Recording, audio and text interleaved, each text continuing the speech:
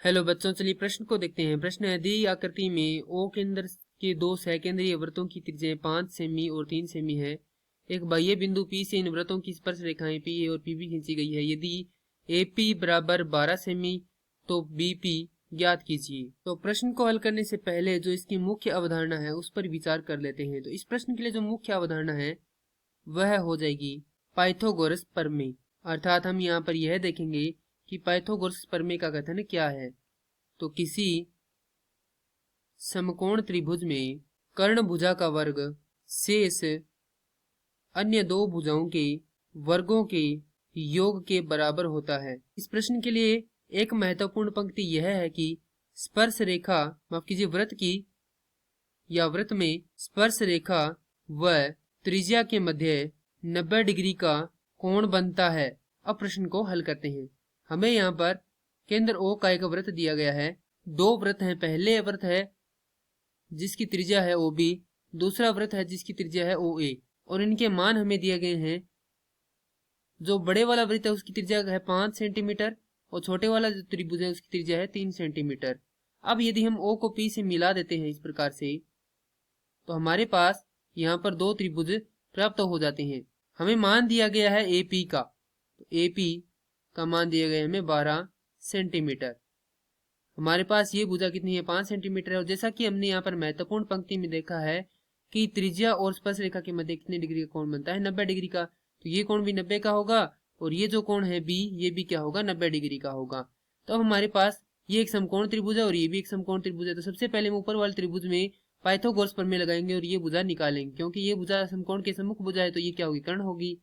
अब हमारे पास कर्ण का मान होगा और इस त्रिभुज में हमारे पास किसका मान होगा आधार का मान होगा। तो हम इसे क्या निकाल सकते हैं ये लंब भुजा PB निकाल सकते हैं। तो सबसे पहले देखेंगे त्रिभुज AOP में पाइथागोरस प्रमेय से। तो यदि इस त्रिभुज में हम पाइथागोरस प्रमेय लगाएंगे तो पाइथागोरस प्रमेय होती है कर्ण का वर्ग बराबर आधार का वर्ग योग लंब का वर्ग। तो कर्ण है हमारे पास OP क्योंकि यह समकोण के सम्मुख भुजा है। तो OP का वर्ग बराबर आधार है हमारे पास OA, तो OA का वर्ग योग लंब है हमारे पास OP, OP का माफ कीजिए लंब है हमारे पास AP, तो AP का वर्ग। अब हमारे पास मान है OA और AP के तो रख देंगे इसमें। तो हमारे पास आएगा OP का वर्ग बराबर OA का वर्ग। OA है हमारे पास 5 तो 5 का वर्ग करेंगे तो आएगा 25 योग AP है हमारे पास 12 का वर्ग करेंगे तो आएगा 144। अब हमारे पास आएगा OP बराबर वर्गमूल 169। हल करेंगे तो OP बराबर आएगा धनात्मक और ऋणात्मक 13।